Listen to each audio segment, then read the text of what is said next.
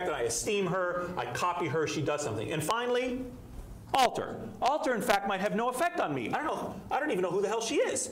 She's nominating me as her friend. I don't know her. I'm not paying attention to her. I have no idea whether she's gaining weight or anything of the kind, right? So in fact, we might expect no effect of her weight gain on me. This directionality is incredibly important for an econometric reason known as identification. I'm trying to identify the effect, as I'll describe for you in just a moment. And what we find is the following. We find that for an ego-perceived friend, and we did all these results both with continuous BMI and with dichotomous obesity. I'm just showing you the dichotomous obesity results. We find that if it's an ego-perceived friend becomes obese, it increases my risk of becoming obese by about 70%. If it's a mutual friendship, it's about 171%, or a mutual friend becoming obese triples, nearly triples my risk of becoming obese. And an alter-perceived friend has no effect. Okay? So if an alter becomes, if Denise says I'm her friend and she becomes obese, it doesn't affect me. So it seems to be like this esteem is important. The closeness of the relationship is relevant to this transmission of this obesity. Then we look at same-sex versus opposite-sex friends. We find that concordant sex individuals have an effect on each other, whereas discordant affected individuals appear not to. Spouses have an effect on each other, siblings, and we see a concordant and opposite-sex sibling kind of pattern. And immediate neighbors have no effect on each other. So if your immediate neighbor becomes obese, it's not associated with whether you become obese. We have since looked at coworkers, which is not shown on this slide and was not in our published results. And we find that if you have a coworker who becomes obese, your risk of becoming obese goes up, but only if you work in a small firm. You have to be in a firm of 6 people or fewer. That may contribute to a relationship. You've got to actually have interactions or know the person before it can affect you. Now this directional data is especially important because it suggests that confounding by unobserved factors is not the source of the relationship. If it were the McDonald's that's causing both me and Denise to become obese, that shouldn't respect the directionality of the tie. Right? We should both be getting obese, regardless of whether I nominate her or she nominates me. So the fact that we see this directionality of this effect, that it obeys a kind of sociological rule, increases our confidence that some kind of causal thing is going on here, rather than some kind of so-called endogenous or sort of a confounding kind of threat due to the exposure to a McDonald's or some kind of factor. In addition, the fact that the effect is gendered among friends and spouses and siblings further supports the social nature of the effect at hand. If some unobserved environmental factor was contributing to both ego and alter obesity, such as some unobserved local attributes or proximity to food, we would also expect weight change in neighbors to be correlated, but it is not.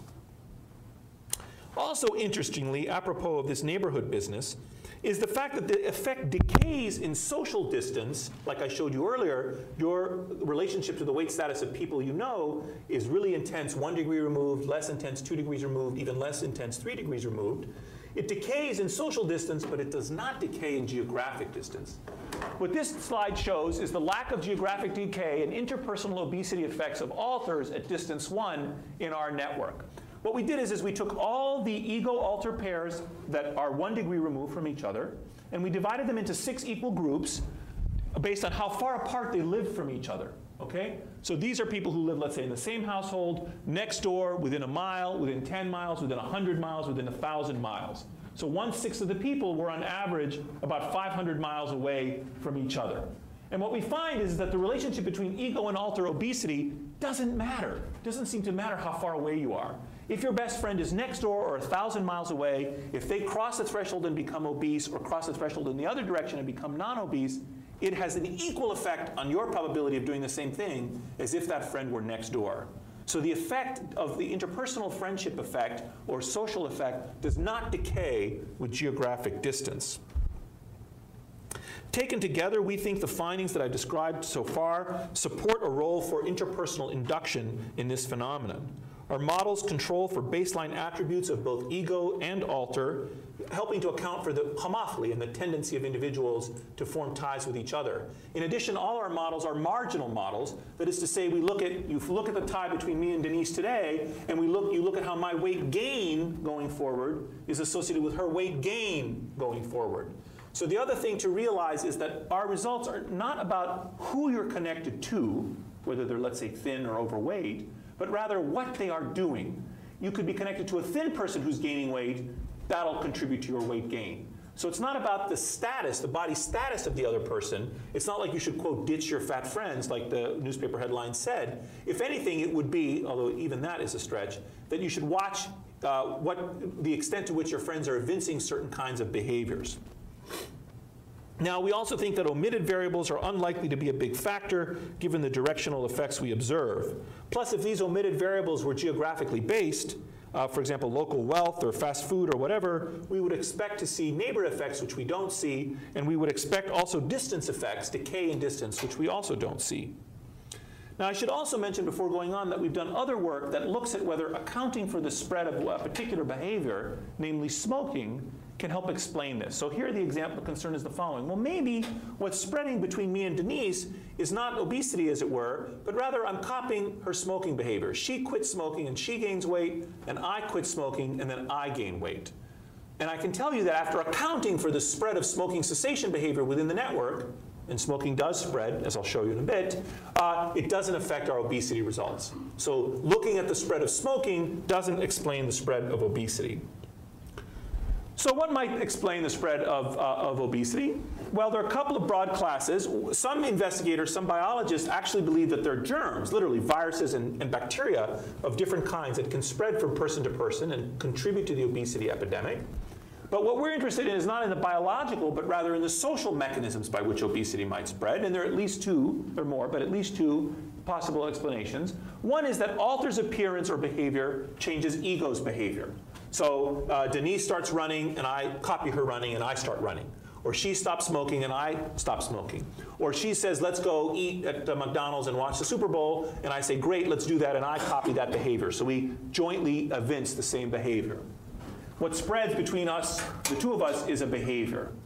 An alternative is that alters appearance or behavior changes ego's expectations or perceptions of norms. Okay? So if my friend gains weight, and it changes my ideas about what an acceptable body size is, and it makes me start gaining weight as well. Here, what spreads from person to person is not so much a behavior, but rather an idea. A norm spreads from person to person. We see our results as being consistent with the latter explanation. Because, first of all, we looked at one specific behavior, namely smoking, and that didn't explain the effects that we observe. And second, the geographic distance effects, we speculate, these are speculative, these are speculations, support the idea of norms because we think norms might be better able to leap great geographic distances than behaviors are.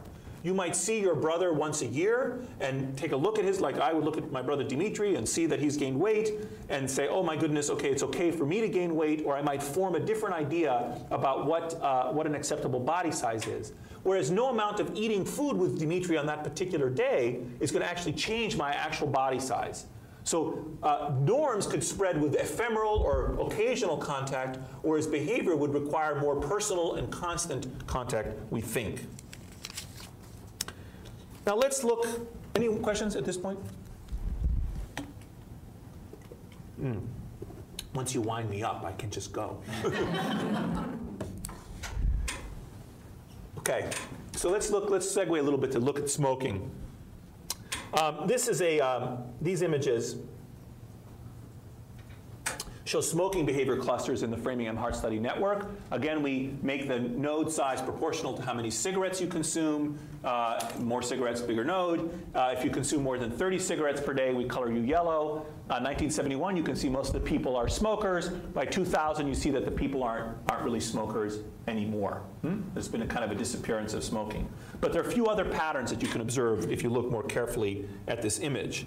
First of all, it seems like by 2000, the smokers are more likely to occur at the periphery of their networks. They've been kind of moved to the margins of the networks. And if you zero in on this lower right-hand kind of circled area over there, and you look at who's a smoker, you can see that they're kind of occurring at the periphery of the network. They're not evenly distributed throughout the network. It's like they've been marginalized or pushed to the side. In addition, you can see that, just visually perhaps, you can get the sense that,